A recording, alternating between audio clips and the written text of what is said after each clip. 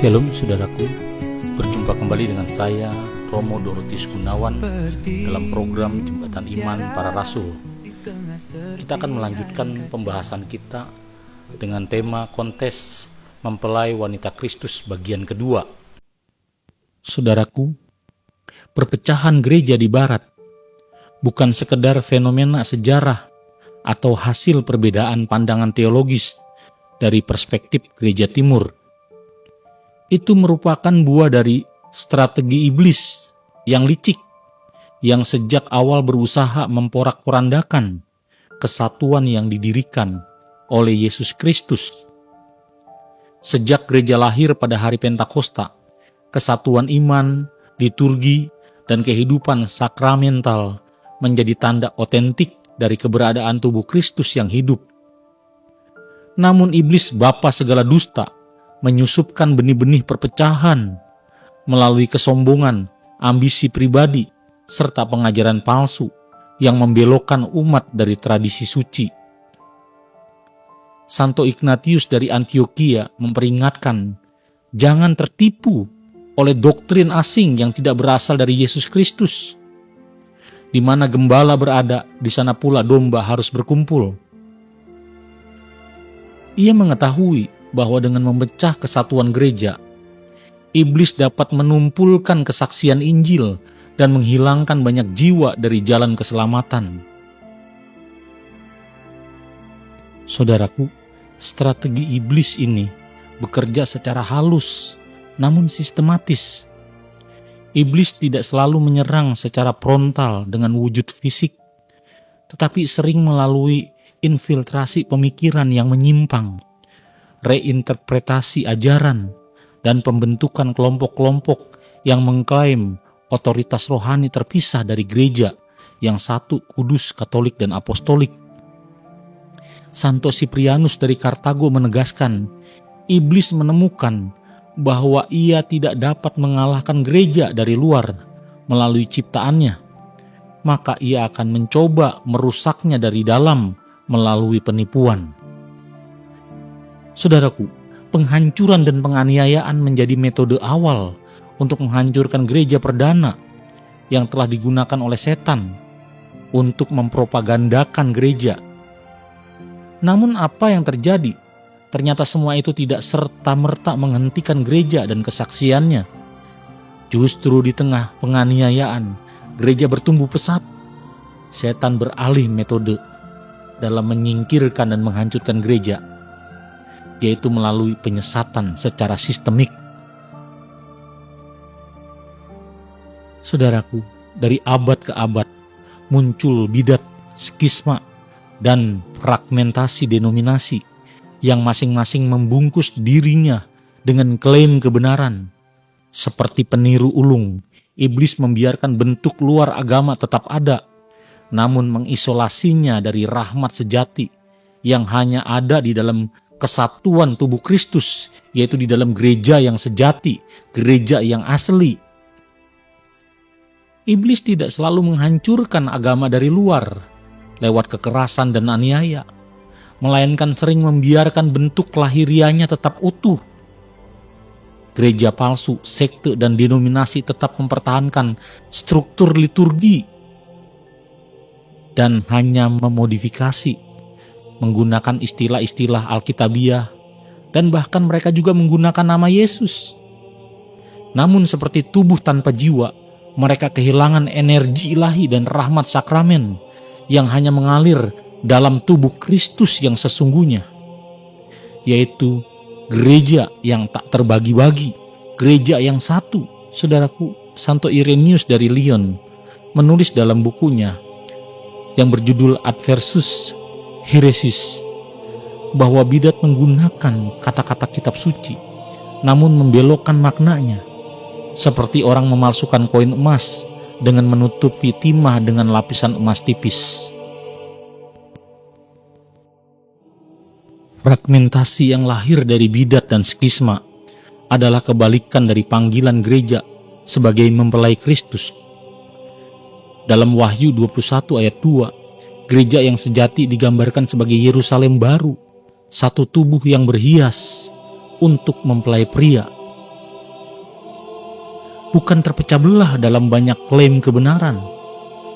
Perpecahan yang dibuat oleh iblis adalah upaya untuk menciptakan pengantin palsu, yaitu komunitas keagamaan yang tampak rohani, yang terlihat rohani, tetapi tidak dipersatukan dengan Kristus melalui rahmat sakramen.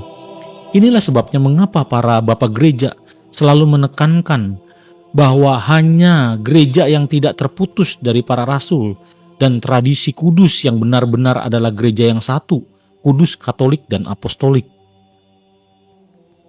Lebih dari sekedar konflik antara manusia, konflik adalah peperangan rohani yang berpusat pada perebutan identitas gereja sejati. Para bapak gereja menegaskan bahwa di luar kesatuan dengan gereja yang sejati, tidak ada keselamatan. Karena di luar gereja tidak ada tubuh Kristus yang hidup. Santo Basil Agung menulis, mereka yang memisahkan diri dari gereja, meski tampak memegang iman yang sama, telah kehilangan rahmat Roh Kudus. Saudaraku, setiap perpecahan adalah robekan pada jubah Kristus, yang dalam tradisi ortodoks dipahami sebagai simbol kesatuan yang tak terbagi. Saudaraku, oleh karena itu memahami strategi iblis di balik perpecahan bukan hanya penting untuk mempelajari sejarah, tetapi juga sebagai peringatan bagi setiap orang percaya agar waspada terhadap tipu muslihat yang merangkum kisah kesalehan. Saudaraku yang terkasih, iblis dalam strategi penipuannya seringkali memanfaatkan gambaran yang menawan, namun palsu. Untuk apa? Untuk mengelabui manusia. Dalam bahasa simbolis kitab suci, wanita bersolek. Ini adalah gambaran rohani dari komunitas atau sistem keagamaan yang memoles dirinya dengan perhiasan lahiriah, liturgi yang indah, retorika yang menjanjikan, dan pelayanan sosial yang mengagumkan, namun di dalamnya kosong dari kebenaran sejati dan rahmat Allah. Semua itu dikemas sedemikian rupa sehingga menipu banyak orang. Saudaraku, Wahyu 17 menggambarkan perempuan yang duduk di atas binatang merah ungu sebagai simbol Babel rohani yang menipu bangsa-bangsa dengan kemewahan dan anggur percabulannya.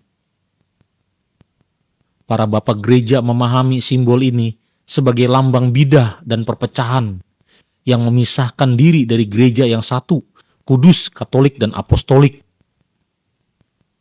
Santo Siprianus dari Kartago menegaskan bahwa gereja sejati adalah mempelai Kristus yang tidak bercacat cela, sedangkan komunitas yang memisahkan diri adalah perempuan asing yang berusaha meniru sosok mempelai, namun pada hakikatnya adalah penipu. Iblis sengaja menampilkan banyak wanita modern yang bersolek dalam bentuk denominasi-denominasi, gerakan-gerakan spiritual yang palsu, agar manusia sulit mengenali gereja yang sejati, agar orang-orang melupakan gereja bersejarah yang telah didirikan oleh Yesus Kristus itu sendiri, gereja yang satu, kudus, katolik, dan apostolik.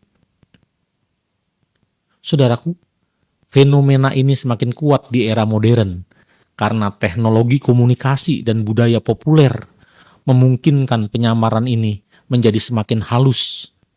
Gereja-gereja tiruan memanfaatkan media, musik, dan bahasa emosional untuk membangkitkan kesan kehadiran Allah.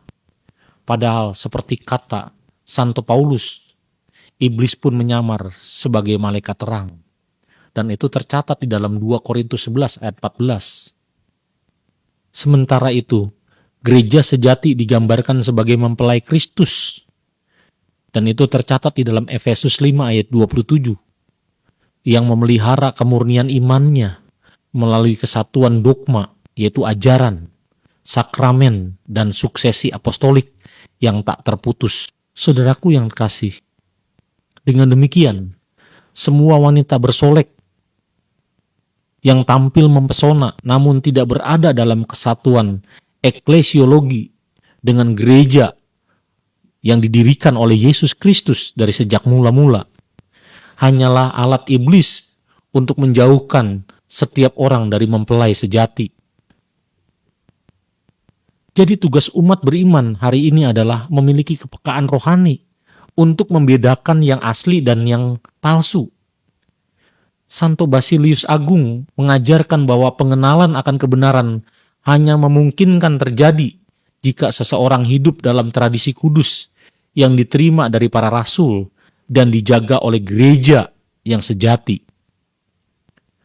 Tanpa akar dalam tradisi ini, seorang Kristen akan mudah terpikat pada wanita bersolek, yaitu gereja-gereja palsu, yang sebenarnya adalah Babel rohani. Oleh karena itu, panggilan gereja terus bersinar dalam kemurnian kebenaran, agar dunia dapat melihat perbedaan antara mempelai sejati dan semua tiruan yang diciptakan oleh iblis di abad modern ini. Engkau telah memanggilku masuk ke dalam bahteramu, bahtera yang menyelamatkan setiap orang yang beriman. Engkaulah sang jurumudi, bahteramu yang kudus dan suci, gerejamu satu-satunya yang mengangkut semua manusia dengan berbagai macam cara dan segala jenis tipu daya, tetapi takkan bisa menghancurkan bahtera yang kau ciptakan.